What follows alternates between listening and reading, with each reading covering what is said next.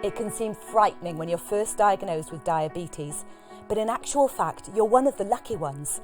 Nearly a quarter of people with diabetes don't know they're affected. Knowing that you have type 2 diabetes and understanding how to manage it puts you totally in control.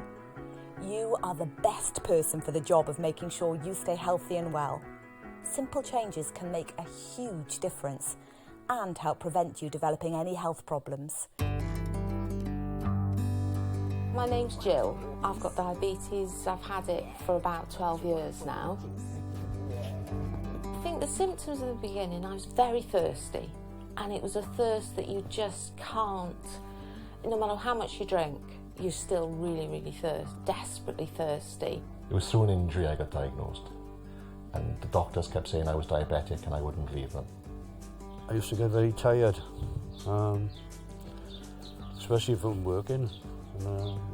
Get in the warm and you'd fall asleep quite easy. I was having really bad headaches. I went to the doctor to see about my headaches, and they did a routine blood test on me and found out I was diabetic. Concerned you are, yeah, because you don't know what's going to happen. You have so many people losing bits of their body, like. As long as you control it, it's not a problem, really. You can feel your body changing with what you're eating or drinking or what have you. I need to avoid the sugars and the fats, really. Sugars mainly for diabetes, but the fats to just keep my weight stable and still lose a little bit or what have you. Since I've been diabetic, I make sure that our portion sizes are smaller and we eat more healthier, don't we? We eat healthier. But before, I just give him whatever I was eating. And his sugars used to be up the wall, so now he's on insulin. I know for a fact I've come from like the older school where if you've got food in front of you, you eat it, you don't question it, and whatever's on your plate, you finish. And which has led me to where I am. You know, even now, I can still hear my family telling me, oh, you've got to eat all that, it's on your plate, you can't waste it.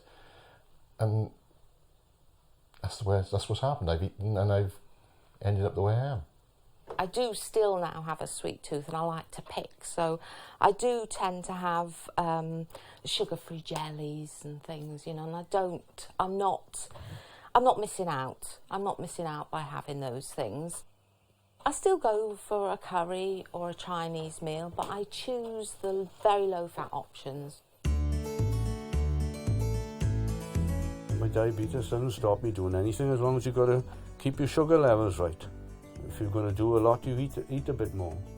If you don't do much and sit around, then your sugar goes up.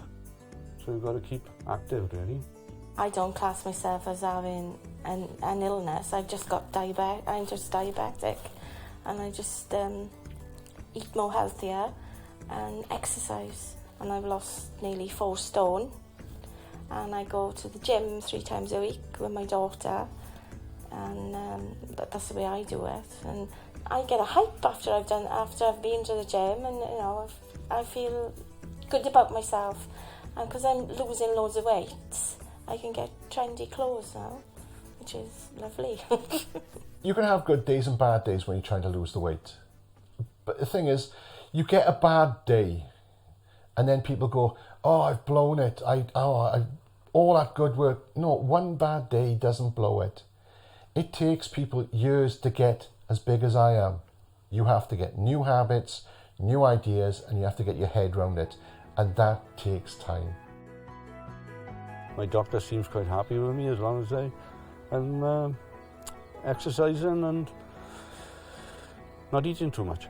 When you get it right, you really feel the benefits.